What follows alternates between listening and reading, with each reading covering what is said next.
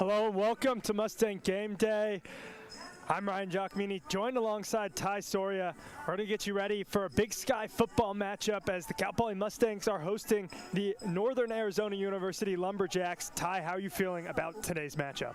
So excited today, Ryan. We got the sun out. It is shining. There's barely any clouds in the sky right now.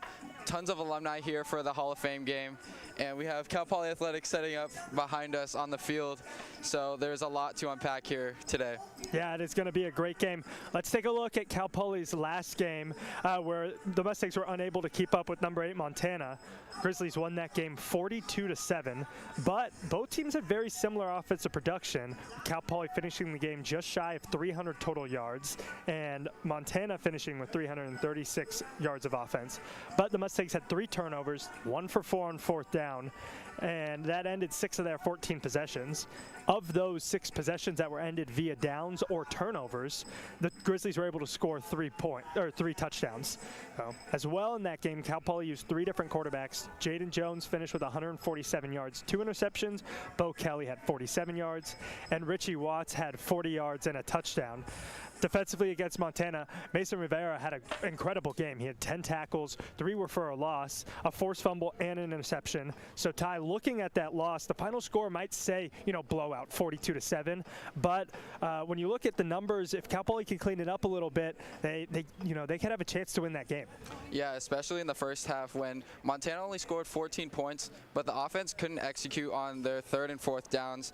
They were down 14-0, but that momentum got worse in the second half. But if they're able to stay in there in that first half, the game definitely could have been different. And it's also going to be tough this week because Bo Kelly, took a big hit to the shoulder, was sidelined. He came out in a sling, and he's been in a sling all of practice this week, so there is no timetable for his return this season. And also, Jaden Jones took a hit also. He's been having issues with a concussion, and he is out this week. So it will be Richie Watts getting the start this week for the Mustangs. And now we're here to talk. Matthew Mirren will talk about Richie Watts right now.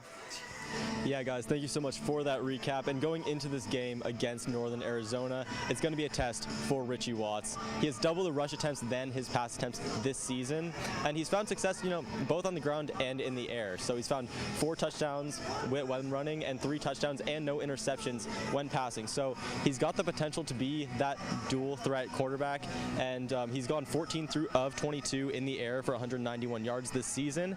The talent is there. There's no question about that. The question is if he can put it together in a complete performance here and be that dual threat quarterback, and if he can be that first option, because he's been sharing time, as Ty said.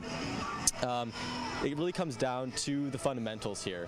Can you make the linebackers question whether you're going to run, whether you're going to pass? Can you look safeties off wide receivers and then take advantage of them not guarding them too tightly? So you have to go back to that Idaho State game to see the last game where the Mustangs had a really dominant rushing performance. They had 295 total rushing yards here at Mustang Memorial Field against Idaho State, with Watts accounting for 115 of those yards as well as 2 touchdowns. He was backed up in that game by running back Aiden Ramos, who's also going to be looking to have a little bit of bounce back performance today, because the rushing game in these past few games hasn't been as great as it was in that Idaho State game. And they're going up against a relatively well-rounded defense in Northern Arizona. They only give up 176 passing yards on average per game, and they also give up an average of 146 rushing yards. So that really great defense has allowed their offense to stay in games, only give up 20 points per game, and then score with a little less points as a result. And the Mustangs will be looking to really take advantage of the pass and the run game as a tandem to open up that defense. And that might look like some run pass options, that might look like some play action from Richie Watts. We're here at Mustang Memorial Field with a steadily growing crowd around me, and that will get closer to game day. More and more alumni and fans will continue to stream in. But Cal Poly is 1-2 at home here in 2024. However, all of those games have been really competitive games. Again, as Ty said, that 42-7 scoreline might look like a blowout, but the Cal Poly had more possession time than Montana in that game, really similar offensive production, and against Idaho State, that game ended in a winning field goal by the Bengals. So at home, we've stayed really, really competitive, and that is really what we're looking to do today as well. And that really comes down to playing a clean game for the home fans here. Turnovers. That has been where the Mustangs have really fallen short in these past few games especially, and it's going to really rely on keeping the ball clean, keeping the ball in the offense's hands, and letting the defense get some rest on the field. And taking advantage of a Lumberjack team who are 1-4, one away from Flagstaff, one away from home. They're coming off a 2-game homestand, which they won both games in, but if you can get them uncomfortable, get them into the Mustang field here, it's going to be on Cal Poly to take advantage of their home field advantage, and that's going to be a big theme for tonight's game. And Cal Poly's last home game, again, was against Montana and was the highest attended Cal Poly game here at Mustang Memorial Field this season. So looking to really get the energy of the fans here today and, you know, really get a lot of the alumni in here for the Hall of Fame game here today. And we got tailgates up and down South Perimeter Road right outside the field. A lot of great barbecue smells coming in, and it's going to be a great environment for the students and alums who are showing out here today. But crowd energy is just one factor for the win here today, and instead we're really going to be talking about where else Cal Poly has been strong this season, and that has been run defense. Run defense, the D-line, has kept Cal Poly in games, and is going to be a key for the game against Northern Arizona. A lot of that D-line is driven by Elijah Ponder, who, as Ty said, is a NFL prospect this year and is going to be and has been pivotal in so many of those run options. And where they've gotten burned this season, it's been through the air. And a key player for Cal Poly that has really, you know, affected the game, as Ryan said, has been redshirt sophomore Mason Rivera. He has 22 tackles in the last 2 games, 4 turnovers forced in the last 2 games, 3 forced fumbles and an interception. So those turnovers are what made the Montana game really messy and what really kept Cal Poly out of contention and out of the end zone. And so the key today is going to be taking advantage of those turnovers and keeping the Lumberjack defense on the field. Cal Poly does really well with matching time of possession, as we've said, and so it's going to be consistent pressure, wearing down the defense on the ground and having a lot of options today. Watt's skills can help break down a defense, really break them down in the air, break them down on the run.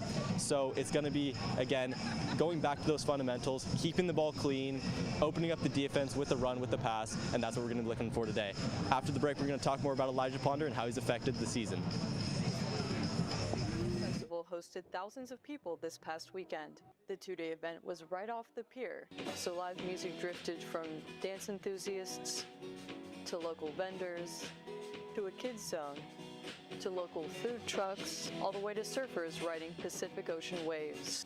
City Manager Jorge Garcia is a key organizer of one of the city's signature events. So overall, we're responsible for making sure that not only do we have amazing weather, but we have a great range and assortment of vendors here at our clam chowder cook-off. At the cook-off, many people sampled clam chowders from various Pismo restaurants, which were competing for the titles of Best Local Clam Chowder and People's Choice. The city of Pismo Beach has been known as the clam capital of the world. Until it wasn't. The clams are around, obviously, were such an important part of Pismo Beach for so long, and not to have actual harvestable clams last 30 years, and then about 3-4 years ago, they came back. To help preserve Pismo clams, the city is working with researchers like grad student Larissa Bills with Cal Poly's Ruttenberg Lab. My advisor, Dr. Ruttenberg, has really been leading that effort and kind of trying to understand how the clams are doing currently and then how their population is changing over time. We can start trying to look backwards and understand why the clams went away and then what we can do to kind of make sure that hopefully that doesn't happen again. At its heart, the Pismo Beach Clam Festival celebrates the clams that are embedded in their namesake's fine sand and history. For Mustang News, I'm Natalia Young. Welcome back to Mustang Game Day, our pregame show on Cal Poly Sports. We are less than 2 hours away from kickoff for Cal Poly versus Northern Arizona, and there are plenty of players on Cal Poly to talk about this season. One of them is definitely Elijah Ponder, which we'll get into later, but I had the chance to talk to another defensive lineman, Ethan Rodriguez, about his career and his season so far. He missed the last season due to injury. Check this out.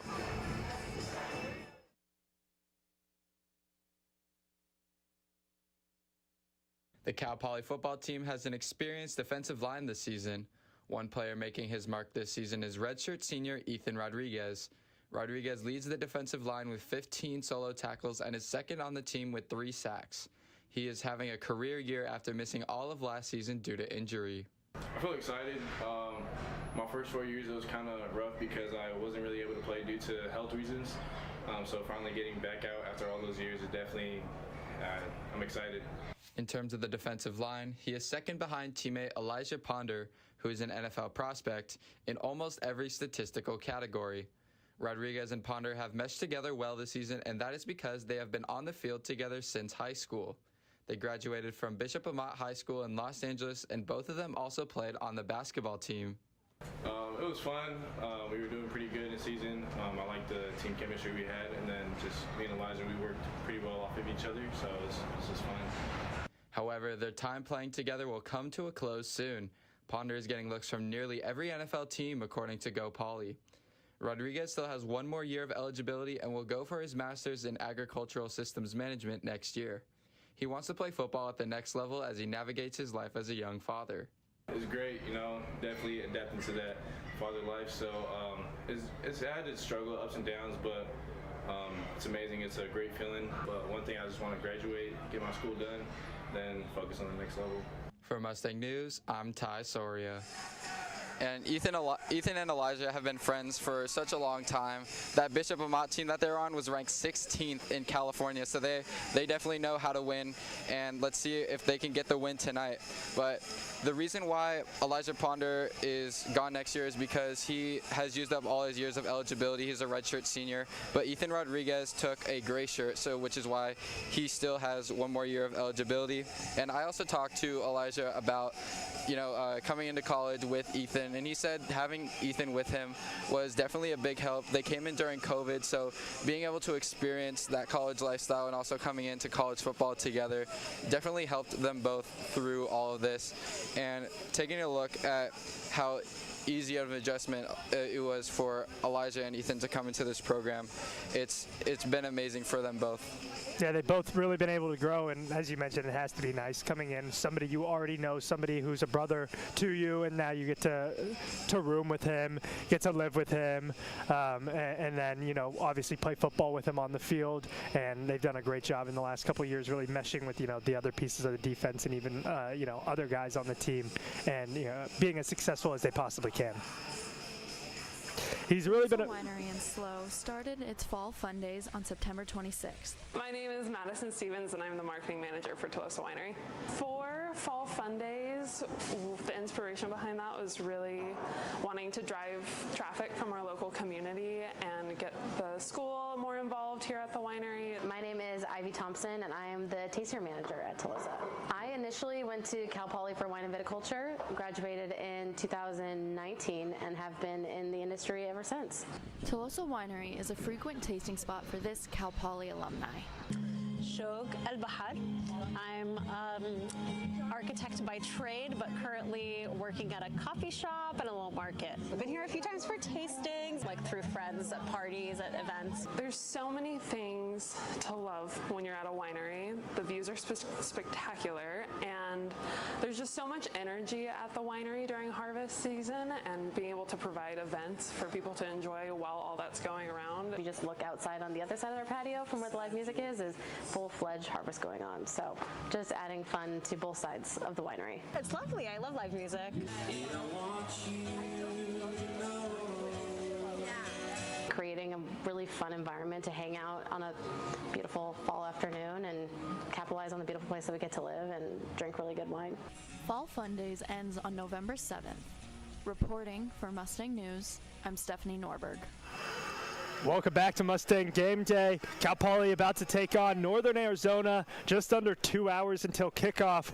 Joining Ty and I now is Max Kelton, who's the radio voice for Cal Poly football. Max, thanks so much for joining us. Ryan, Ty, first time on the show, of course, but it's really a pleasure. Thanks so much for having me, guys. Of course, yeah. Let's just talk about this team, this year's team compared to last year's team. What do you like from the team this year that you weren't seeing out of them last year? The passing game has picked up a little bit. They're able to run the ball as well. We worked through the quarterback controversy a little bit. Today we're going to see more Jackson Akins. He's a multifaceted guy. He is mobile, but he can really sling it and dissect a defense, and that's going to be a big key today for a secondary in NAU that is a terrific group from behind the line. Those defensive backs are some of the best in the Big Sky. That's the focus today. If Jackson Akins can sling the football, if they can figure out some kind of run game for Richie Watts, it'll be something promising for NAU and NAU on the defensive side. They're going to have to slow those two guys down. This is a really fun team and well organized, well coached, great set from Cal Poly, and what we've seen from them this year. They've been really tight in a few games, one-score games. Ball falls another way, and this is a team with 4 or 5 wins on its slate. Yeah, and you've talked so much about these quarterbacks. We've seen so many of them this year. Can you tell us more about how they've been doing this season and what strengths they each pose? Well, Akins and Watts are who you're going to see today. Bo Kelly had a collarbone injury just last week. Not sure if he'll be active this evening. And then again, Jaden Jones has been in and out of the lineup. So those two guys that I just mentioned, Jones and Kelly, those are the guys that typically we would see pass the football. We saw Akins earlier on in the season.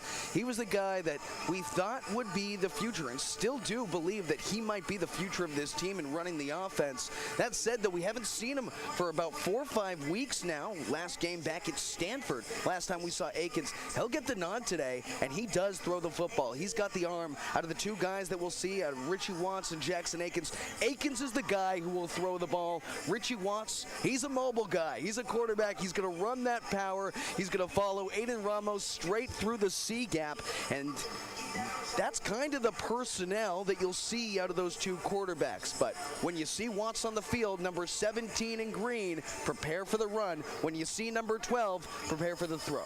Yeah, and I've talked to Richie Watts this year about his running game. He's this is a new concept for him. He said he's finally growing into his body. But about the NAU's offense, Cal Poly defensively, what is there to look out for? You look out for the preseason All-American Elijah Ponder. Every time Cal Poly's defense trots onto the field, keep an eye on number 14. He's going to wreak some havoc. He's going to apply some pressure. This is a guy that is dangerous every time he's out there. But they need a Robin. They need a number 2. And so far, Ethan Rodriguez has been great at getting into the backfield, getting those tackles for loss, and applying pressure on the run game. Rodriguez has been really special, and Elijah Ponder has been really special. Got to have the secondary step up on the defensive side of the ball today for Cal Poly. If the secondary can bat down some balls, get into the passing lane, force those receivers to make some plays, Cal Poly's in a really good position today. Yeah, and Ethan Rodriguez, he's been great for this team this season. You have Elijah Ponder on the end, but keeping the contained. But you're going to need Ethan Rodriguez to come in and make the tackle once the quarterback is forced inside. And Ryan, do you have anything? I think that was a great point, that he needs a Robin. Ponder is great, and Rodriguez has been that guy. Let's say, who's another guy who could be that Robin on that defense for the Mustangs? Well, we talked about the front line. Now let's talk about those backers, the guys in the secondary as well. Mason Rivera has been an absolute stud. We thought that Jake East would be the guy on that secondary that was kind of roaming around making those plays, but he hasn't been able to stay healthy. Best ability is availability. And for Rivera, he's been able to get into the backfield as a backer and really cause some pressure, and I think that he's been a pleasant surprise for not just the coaching staff, but the fans as well. Rivera, Kenny Olsen over the last couple of games has made his presence felt. And then along the lines, a guy like Kyra Pola can seemingly make a play on any time the ball is thrown to his side. Wouldn't be surprised to see him try and knock off a pick today. He's done it a couple of times this year. And then one more question, just looking at it from NAU's perspective, who is the guy for NAU's offense that the Mustangs need to shut down today? I think it's any number of guys. You see that starting tailback out of the backfield in Darvin. I mean, this is a guy who he can break away for a run at any time, but NAU has to win out for its postseason hopes to stay alive.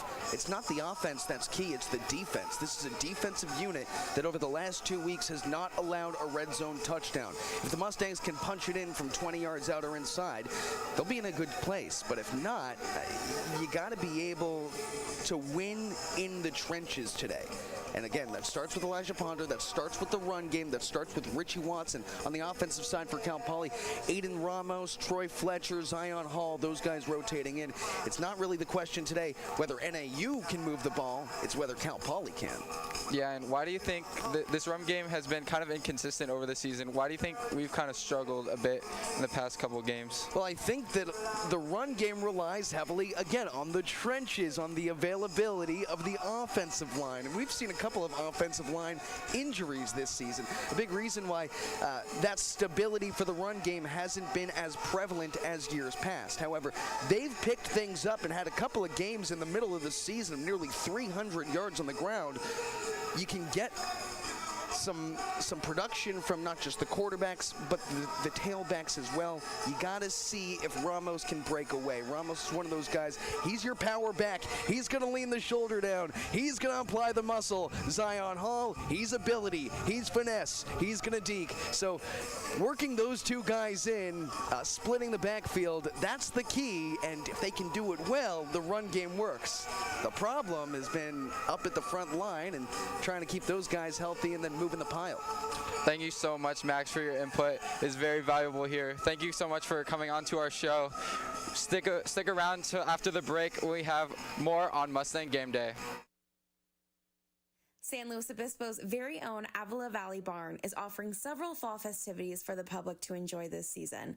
Complete with a hay maze, pony rides, caramel apple stands, and so much more, the Avila Valley Barn is perfect for families of all ages to come visit. Not to mention, their seasonal pumpkin patch is full of over 45 varieties of gourds and pumpkins. Avila Valley Barn employee Maddie King talked with me about the seasonal events and its popularity amongst all ages.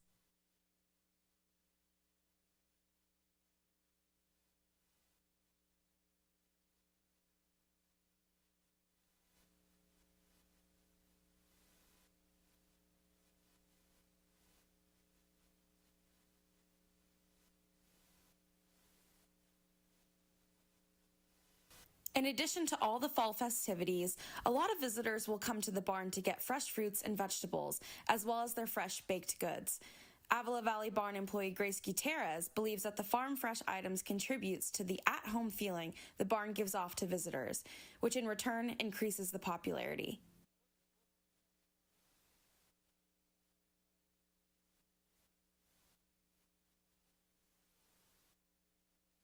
The Avila Valley Barn's fall offerings will continue through the 31st and will then transition over to their winter offerings, which is complete with their Christmas trees and seasonal sweet treats for sale. To learn more about the fall fun, go to their website, avilavalleybarn.com. For Mustang News, I'm Emma Lightfoot. Welcome back to Mustang Game Day. You can see right behind Ty and I, the football team's getting ready for today's game. They're getting locked and loaded. Cal Poly football obviously playing here at Spanos.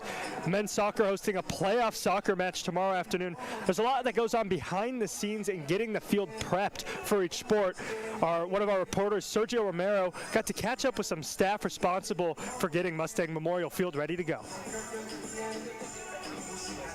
This past weekend, Cal Poly football and men's soccer played in back-to-back games at Mustang Memorial Field. The football game wrapped up just before 5:30 p.m., giving event staff only about 2.5 hours to get the field and stadium ready for one of the most important games of men's soccer season. With the sold-out crowd for Mustang Family Weekend slowly trickling out of the stadium and local news station KSBY wrapping up their broadcast of the game, the 45-person event staff had a lot on their plate. I had the chance to talk to events coordinator Jesse Latino about what exactly goes into a transition like this. Definitely a little bit of extra work for everybody having both games back-to-back. Had to do a little bit of different things as far as locker rooms goes. As far as locker room locations for the teams. Typically, the away football teams would use the home men's soccer locker room, but since they had a game right after, Athletics put Montana in soccer's away locker room. Bakersfield men's soccer was going to have to use the same locker room that Montana was in, and there was a real quick turnaround for that. So we actually had to put Bakersfield in the business building in a classroom up there. Another obstacle Latino and his team needed to overcome was the fact that there wasn't enough time for a field groomer to come and properly prepare the turf. It would be nice if we had a little bit more time. We could have had the field groomer out here, which basically just kind of stands up the grass and get some of the trash that might have been left behind. It was enough in the end as Cal Poly men's soccer clinched their first Big West regular season championship in program history against Cal State Bakersfield. For Mustang News, I'm Sergio Romero. Thank you so much, Sergio, for that inside look. And now at halftime, there will be an induction ceremony for the former athletes of Cal Poly for the Hall of Fame. Hall of Fame weekend happens every year, and right now it's today, introducing 7 new inductees. These 7 inductees this year increased the number to 153 Cal Poly athletes. And right now we are here with the newest Hall of Fame inductee, Mike Wozniak. Mike, how are you doing today? Well, thanks for having me, fellas. It's been a while since I've been on Cal Poly and network and television, so I appreciate you having me today. Yeah, of course. Mike, you're a basketball player for Cal Poly from 1996 to 2000. You were incredible while you were here. Just talk a little bit about how it feels to, be inducted and get that recognition. Well, it's a special honor. Others get to decide on who gets to be included into this Hall of Fame, but, in reality, it's been years and years of hard work, not just for me, for a lot of people. And so last night's class was tremendous. A couple athletes that I was actually close to just after my playing career, the football guys, Jordan Beck, fantastic. Kyle Shotwell and what he stood for, tremendous. And then I actually got to become pretty good friends with Travis Bertoni, a golfer. So me being a basketball guy, always love additional sports like football, like golf, and of course basketball, always near and dear to my heart. Yeah, and tell us more about these other athletes that are coming to this Hall of Fame. You met all of them. What are these people like? Well, in all honesty, those are the 3 that I kind of closely resemble and have known. The others, obviously, Sarah Hyland, what she did for the softball team, outstanding. And Miss Granger continues to swim and accomplish all the stuff that she did. But really for me, when you look at the Hall of Fame, it's also about that wall in Mott Athletic Center. You walk up and down that place and all the accomplishments that have been earned over the years from those athletes. Ozzie Smith was one of my favorite athletes growing up, and when he was here for some of his induction ceremonies, I actually got to be his chauffeur. I was just a grad student and was able to drive around Ozzie. So great memories of not only this weekend for us as Hall of Fame inductees, but the ones that have come before us. That's great. And now you're being inducted yourself. Are you surprised by this, or what was your reaction when you found out? Well, it's an honor. It absolutely is. And it's something, in our speeches and conversations last night really kind of hit home on the consistency aspect. With what I do in radio and with what I do in coaching now these days, Cal Poly is a huge component in all of that. So, how I approach the basketball court, how I developed skills and translations through there is absolutely permeated into what I do professionally now. So just a lot of fun, and we'll always be indebted to Cal Poly. Yeah, and then you just mentioned it a little bit, but talk a little bit about how, what you learned as a student athlete here at Cal Poly has helped you transition into your broadcast world as well as your coaching world. I was a little different, I think, as an athlete. I would train, I would work hard, and then, for whatever reason, I would go to class. I never missed a class that I was in town to attend, and I don't know if that's on the notch board of a lot of current athletes. So I was always focused on academics. I never let social distractions kind of get in the way, but I was just a worker. I would just work, and it kind of worked out for me on the court as well. So you didn't miss a single class in your time here? So again, clarify that, because that's what you heard. Yeah. I missed class, but we just may have been on the road for a game or traveling. So I was not at every class, but if I was in town to attend, I was there. That's honestly really impressive. I know I've definitely missed my fair share of classes. Yeah. So well, like we all have, and that's why I say maybe I'm a little weird in that angle, but definitely something that just kind of kept me moving forward. Stayed pretty disciplined on it. Yeah, and then looking more now, Cal Poly men's basketball team under new leadership with Mike DeGeorge. Were you able to talk to him? And if so, what do you think of him? What do you think of the team going into the season? Yeah, Coach DeGeorge has been fantastic. And I know the record says what it is right now for how the season has started, but I expect a home victory tomorrow against Menlo Oaks, and the guys are chomping at the bit just to break that ice. It's been a calendar year, essentially, since the Mustangs on the men's side have notched a victory, so there's a lot of work to be done there. But I think the biggest anticipation for Coach DeGeorge is just stylistically, Cal Poly is going to play in a way that's more modernized and more fun to watch.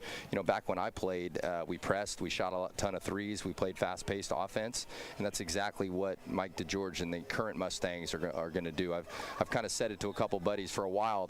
The Mustangs were just kind of trotting and plodding. Now the Mustangs are going to be back to actually running and galloping, and hopefully the offense will continue to take off. And really excited about where Cal Poly basketball is headed.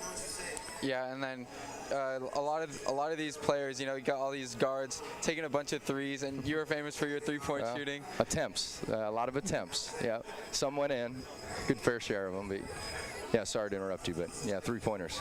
Yeah, I mean, how do you think this team can, you know, like work on that? What was your, like, how did you work on your shot? Oh, well, you know, back in the, I guess it would have been early 90s to late 90s, my dad and others had really helped me perfect my shot from when there wasn't a defender around me, so that the habits that gone into making shots. But I was a player that worked from distance too, so deep behind the three-point line, and as I found and got better, you know, stepping closer to the line was a lot easier. You know, these days, these college kids, their line's a little further.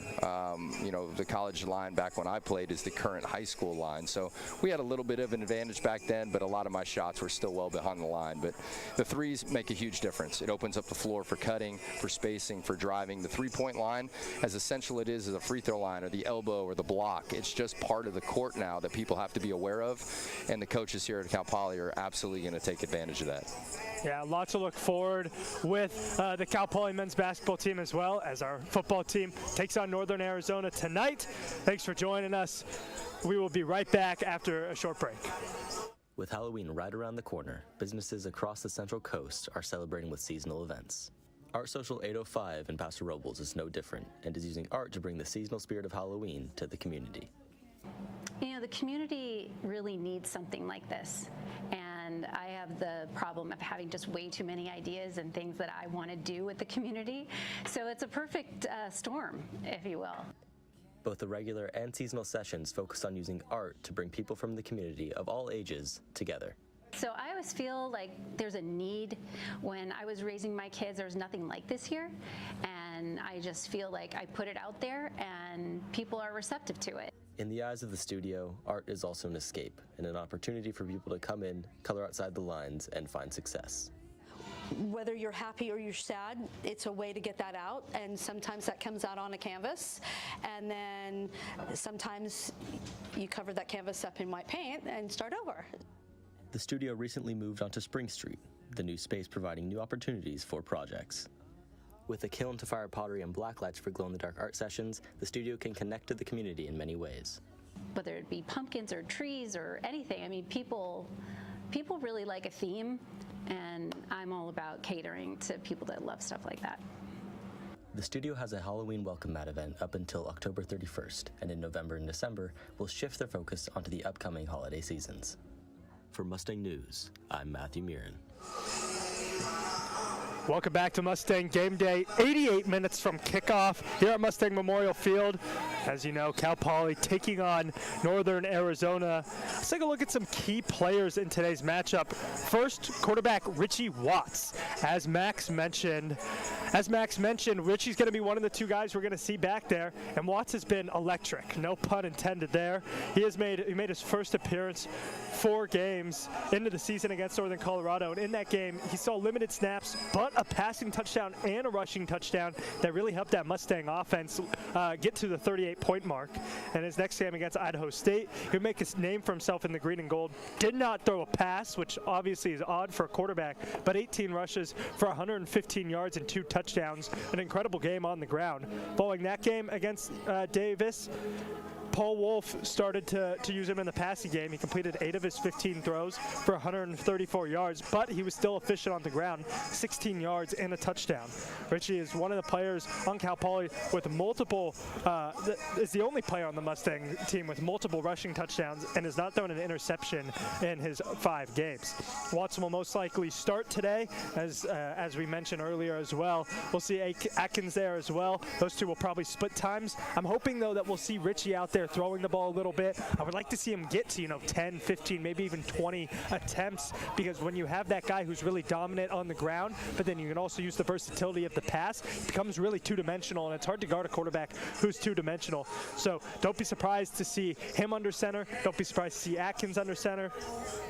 And both of them will get a lot of touches. Atkins throw the ball a lot more than Watts will, but like I mentioned, get Watts involved in that pass game. And then it makes those power runs, those read options, it makes them a lot more efficient.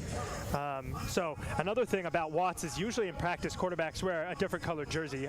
Usually it's a red jersey, but Watts told head coach Paul Wolf, "Nuh-uh, I'm not wearing a red jersey." He said, "Put me in that white jersey. I want to get hit like I'm a running back." And so that's exactly what happened. And that was the week going into his first game he played against Northern Colorado.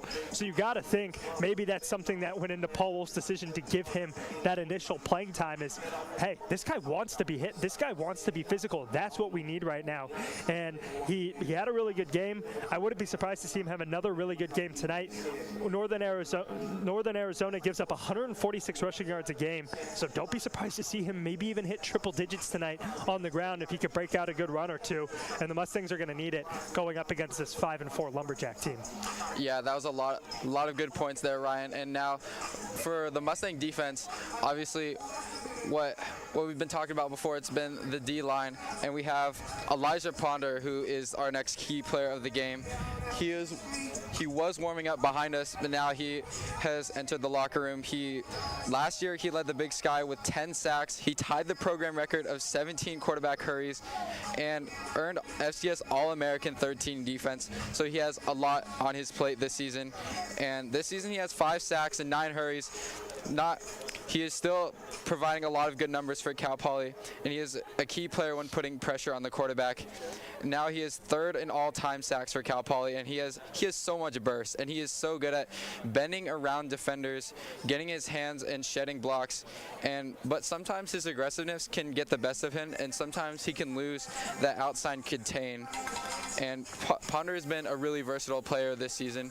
He's listed as a defensive lineman, but he's kind of been playing this like hybrid defensive lineman and outside linebacker, kind of like that Sam. So he is able to blitz, but also he's able to kind of cover that field as well. So he is really powerful with his hands. He can take and shed blockers really easily. So he's able to, look at the quarterback and also look at if there's a receiver coming in on a short route. And just his field vision is why he's able to be a linebacker and also a defensive end. And also he has broken up 2 passes this season so far.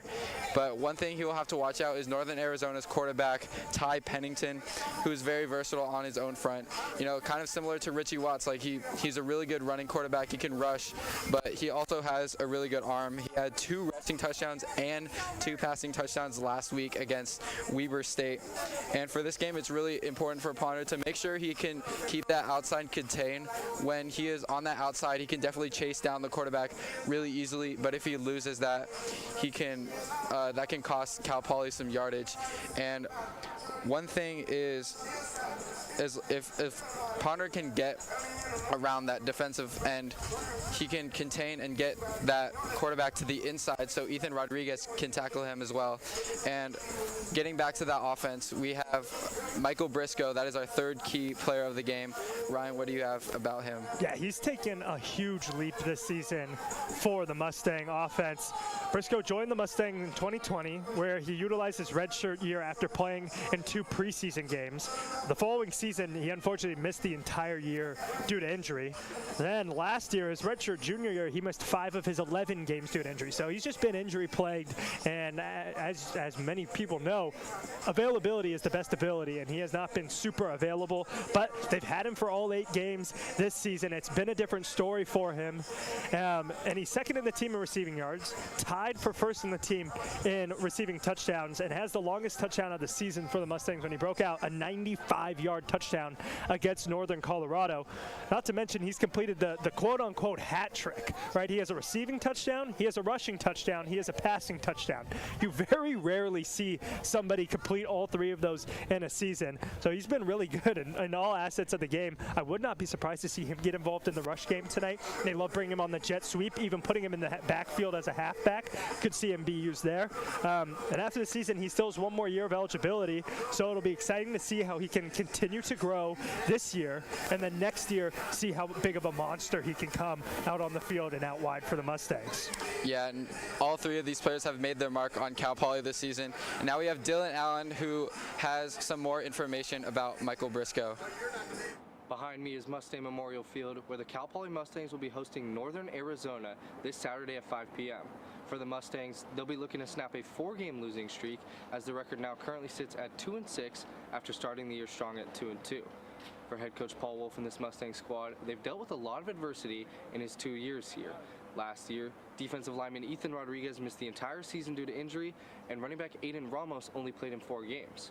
This year, starting quarterbacks Jaden Jones and Bo Kelly have both missed some time due to injury, and they have both been rotating in and out of the lineup depending on who's available. Another player who's dealt with a lot of injury in his time here at Cal Poly is redshirt junior Michael Briscoe, who has played in only 8 games over 3 years here.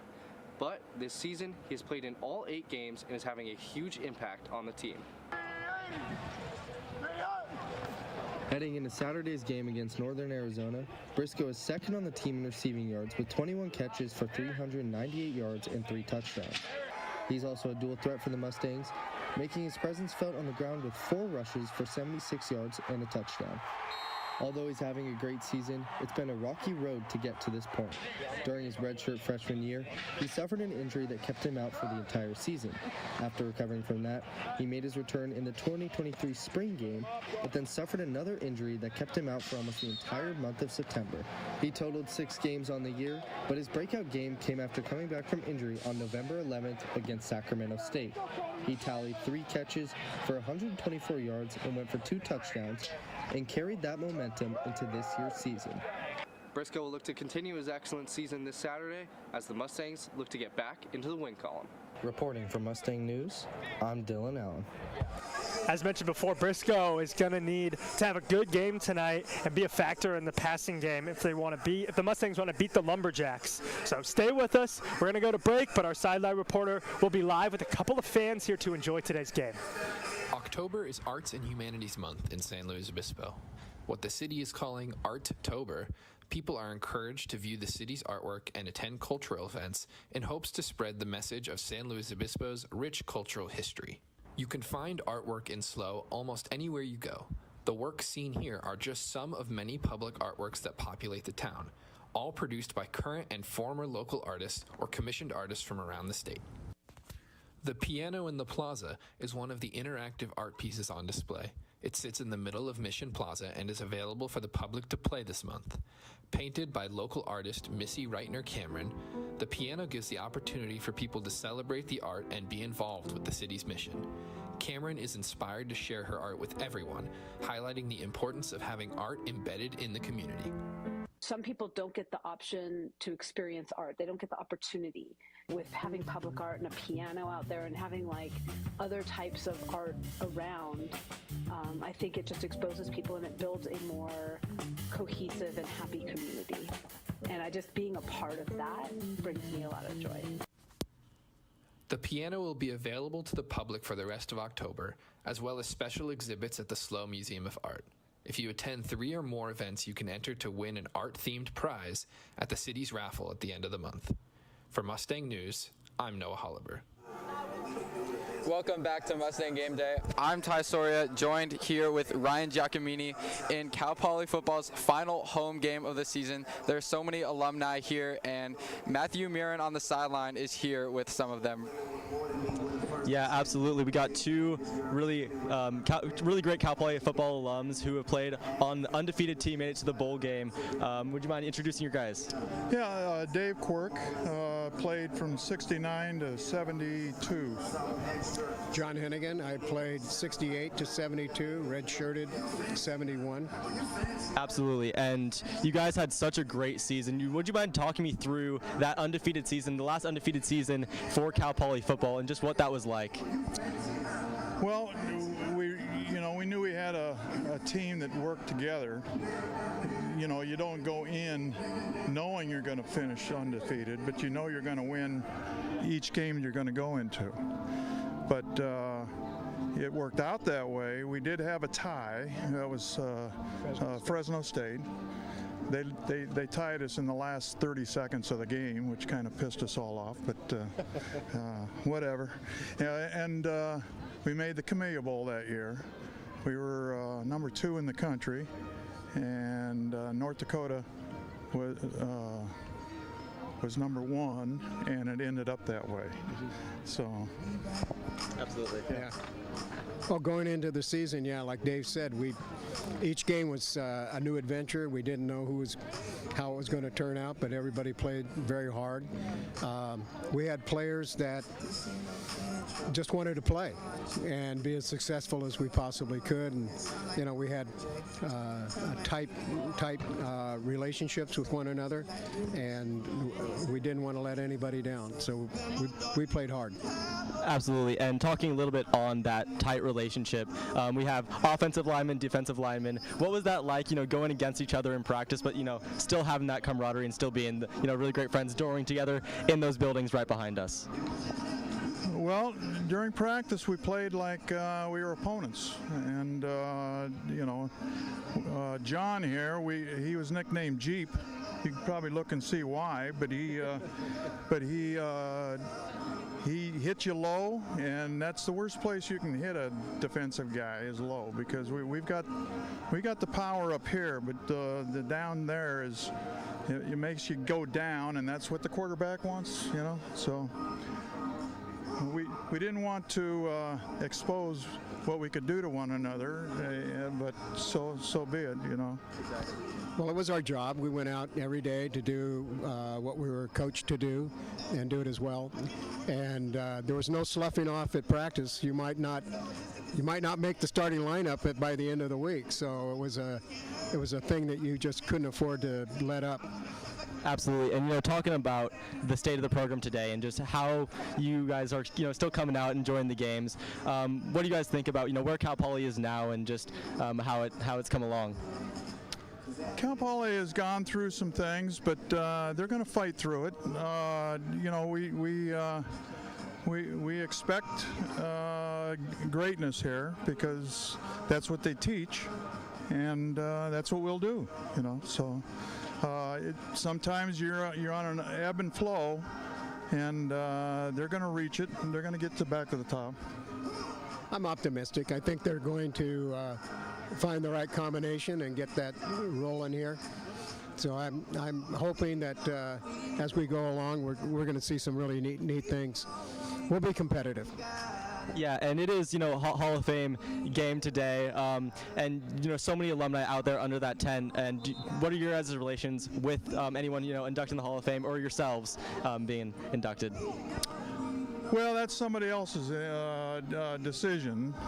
Everybody strives to be the best, and if that takes you there, that's great. If it doesn't, you've done your best, So. Do we play like we want that? We don't. That's not in our head. So we just play the best we can. Yeah. Well, I'm not very optimistic about being in the Hall of Fame, but if that happens, I'll be surprised, happily.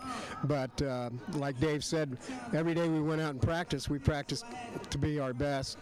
And to compete against the defense that we had back in '72, it was always a challenge. They were very good, and like I said previously, there's no sloughing off.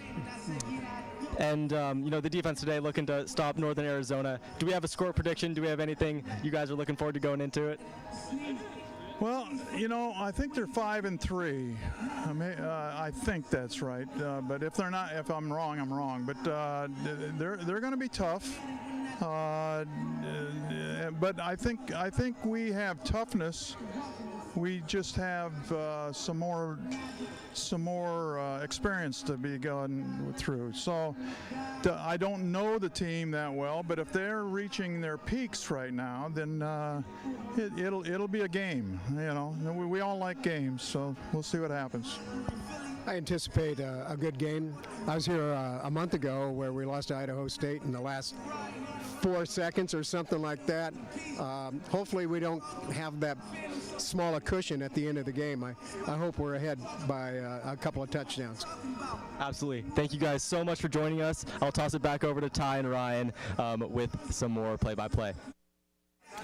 Awesome. Thank you so much, Matt. Awesome being able to talk to a couple of football alumni. Obviously, there's a bunch. This program's had some really great seasons. As I mentioned, that 72 season where they went undefeated, made a bowl game. Then obviously, some good seasons in the early 2000s as well.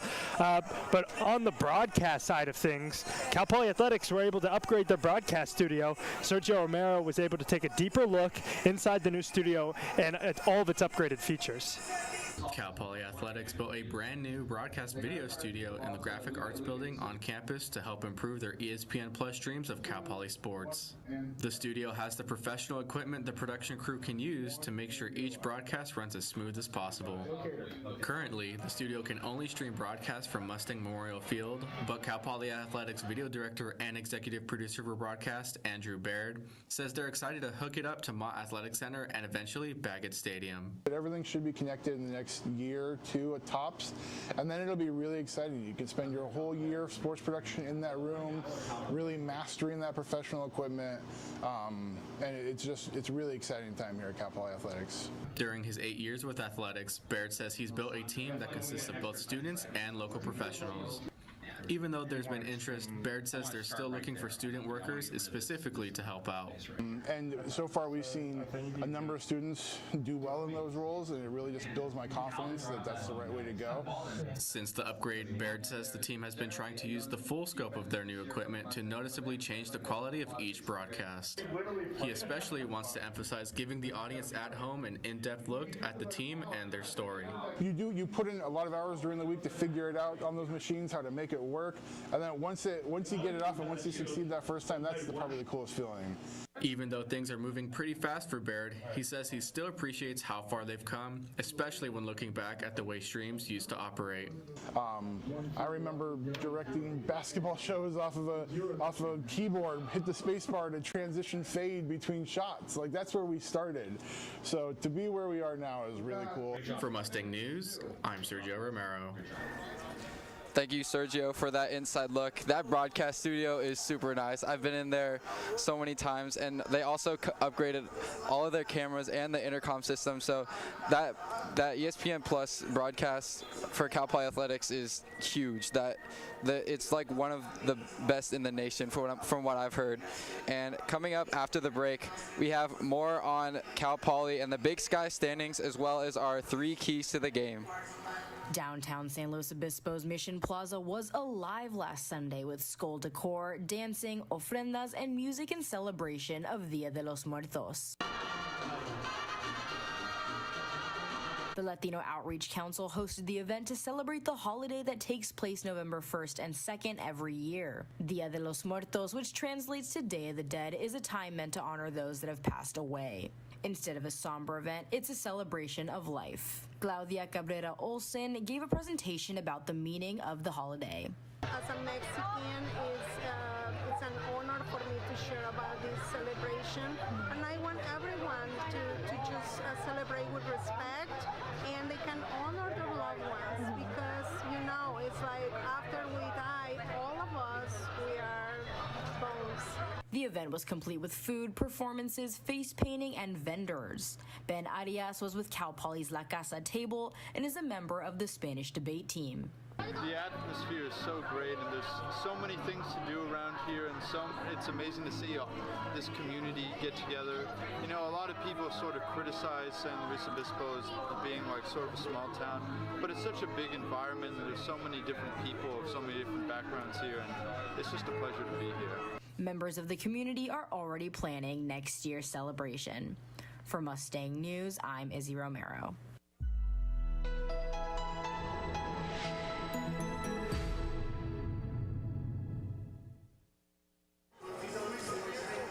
Welcome back. Ty and I sitting right here just past the north end zone at Mustang Memorial Field. We're about to kick off a little over an hour. Cal Poly, Northern Arizona.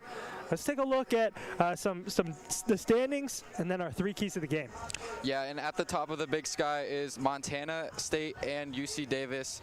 So UC Davis was a rough game for Cal Poly. It was Paul Wolf's homecoming. He grew up in Davis. He went to Davis High, but that was a rough game for the Mustangs. UC Davis was they had a really strong offense. And after that, in third is Montana, who beat Cal Poly last week, and they were projected to win in the coaches poll this season, so we'll see how Montana will shape up in these next few weeks. After that is the University of Idaho, who Cal Poly only lost by 1 score. They lost 29-34, and they were close to making a fourth quarter comeback in that game, but they came up short after missing the onside kick. And also 3-2 is Northern Arizona, and we'll see how that game pans out this week. And these next few teams, I feel like Cal Poly may be able to overtake in the standings. First is the Idaho State Bengals. Even though they lost to the Bengals this week, Cal Poly, I feel like if they can win at least one of these next few games, they can pull ahead. And also Weber State is an interesting team. They're 2-3 this season, and they play Cal Poly in the final game of the season at Stewart Stadium in Ogden, Utah. The Weber State, they lost to Northern Colorado, which is the only team Cal Poly took care of in this conference.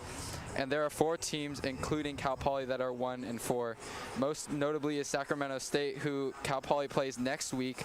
Sac State is making that push to get to the Pac-12 conference, and their football team has been pretty good in the past few years, not as well this year. But these remaining matchups should be close for Cal Poly to win, and if they can do that, they can get into the Big Sky. And keep in mind that Cal Poly has not won more than 1 conference game in each of the past 5 seasons since 2019. If the Mustangs can win any of these last 3 games, that would be a step forward into something better than the past 5 years. It would be a baby step, but it would still be one to becoming closer to becoming relevant in the Big Sky. You know, this is a rebuilding team. Paul Wolf is in his 2nd year. I wouldn't say it's a young team but they have a lot of guys who want to make an impact this year. The oldest guys came in here during COVID. Guys like Jaden Jones, Ethan Rodriguez, Aiden Ramos, they all are coming back from injury, so they're making their mark this season. And also, I just mentioned Paul Wolf. It's his 2nd season. Coaching changes can be a lot, and especially losing Sam Heward and also the Cal Poly offensive coordinator last year. Switching up the offense is obviously a big task for Wolf in his 2nd season. And lastly, Cal Poly, they lost their teammate Keith Marco over the summer. Keith, he was a one-of-a-kind guy. I talked to so many guys about Keith this season, and they're playing for him. They have these helmet stickers on the back of their heads, and Keith, he was just one of those guys that was really the glue of the team. He didn't play because he was injured for most of his career, but he would go around giving bear hugs to all his teammates. He would go around, just check in with all of his teammates, and with 122 guys on that team, that is no easy task. And all of these guys, they have so much to play for, and this season we'll see how that can pan out. But yeah, they have so much to play for this season, this Cal Poly team. Yeah, I know. Just talking to people, even off the football field, friends that knew him, Keith meant so much to them as friends, and obviously to this program. Let's take a look at some keys to the game. We got 3 of them for you. The first one, run, run, run. As mentioned earlier, the Lumberjacks give up almost 150 rushing yards a game. So make sure you can establish a run game, and that'll open up opportunities for Watts and Atkins to throw the ball on bootlegs, play action, even get out on some read options, especially Richie Watt in that read option game. But at the same time, you want to make sure your run game is balanced. When you have Richie Watts in there, make sure it's not just Richie power run. Make sure you're getting Zion Hall involved. He's more of an elusive back. Make sure you get Aiden Ramos involved. He's more of a power back. And keep the defense guessing. If you can give those guys, all 3 of those guys, different looks, it's going to make it really hard for NAU to stop the run game. Second thing, eat up space in the backfield. We mentioned Elijah Ponder and we've mentioned Ethan Rodriguez a lot, but they can eat up space in that backfield, almost make it feel claustrophobic for Ty Pennington, the quarterback for NAU. And just make sure you're providing plays that are for a loss. 19 TFLs. They've given up 19 sacks and 55 TFLs in their 8 games. That's NAU. And let's take a look at our last one. Execute on 3rd and 4th down. Last week, Cal Poly got routed by Montana, even though Cal Poly had more possessions and more time of possessions. But it was because Mustangs converted 1 of 4 on 4th down and 5 of 17 on 3rd down. That starts with early plays on 1st and 2nd down that are going to make 3rd and manageable, or not even get you to a 3rd or 4th down opportunity where you're just constantly getting 1st downs. And then when you do convert a 3rd or 4th down, use that momentum and keep converting, keep getting new sets of downs and making sure that you can continue to move the ball. Ty, we're in for an exciting game here. Yeah, thank you so much. We are here with less than an hour to kick off at Cal Poly versus Northern Arizona. I'm Ty Soria, joined here by Ryan Giacomini. And have a good rest of your day here on Mustang Game Day.